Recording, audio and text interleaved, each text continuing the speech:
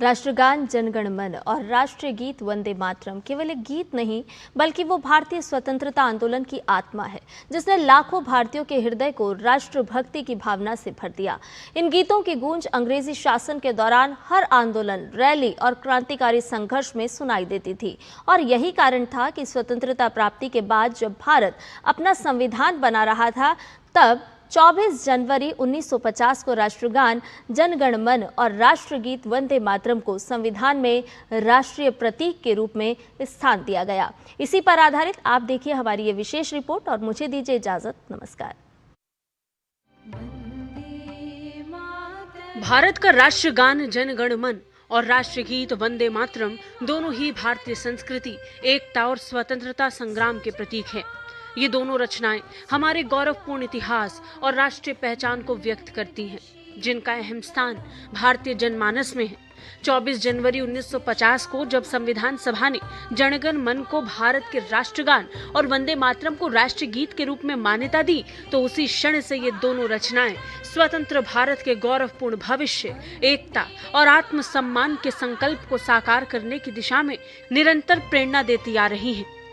ये केवल गीत नहीं रहे, बल्कि राष्ट्र की चेतना, संघर्ष और उज्जवल भविष्य की सामूहिक आकांक्षा का प्रतीक बन गए। जनगण मन को गुरुदेव रविंद्रनाथ टैगोर ने लिखा और संगीतबद्ध किया।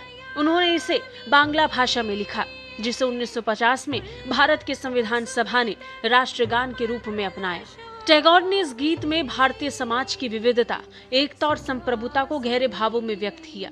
ये गान स्वतंत्रता संग्राम के प्रेरणा स्रोत के रूप में भारतीयों के दिलों में एक मजबूत स्थान बना चुका है।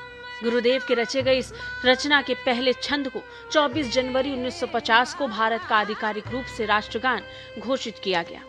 वही राष्ट्रगीत वंदे मातरम की रचना बंकिम चंद्र चटर्जी ने किया था। ये गीत उनके उपन्यास आनंद मठ से लिया गया और 7 नवंबर 1875 को पहली बार साहित्य की पत्रिका बंग दर्शन में प्रकाशित हुआ था।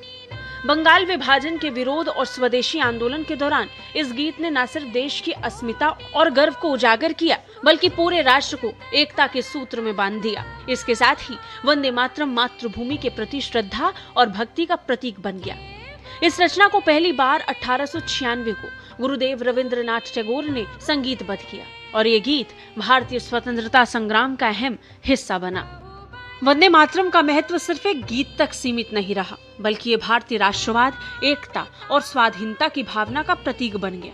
1905 में बंगाल विभाजन के विरोध में ये गीत आंदोलन का हिस्सा बना और ब्रिटिश साम्राज्य के खिलाफ लोगों की एकजुटता को प्रदर्शित किया। इसके गीत और नारे ने भारतीयों को औपनिवेशिक शासन से मुक्ति की प्रेरणा दी। 24 जनवरी 1950 में भारतीय संविधान सभा ने इसे जनगण मन के समान दर्जा दिया और इसे राष्ट्रीय गीत के रूप में स्वीकार किया।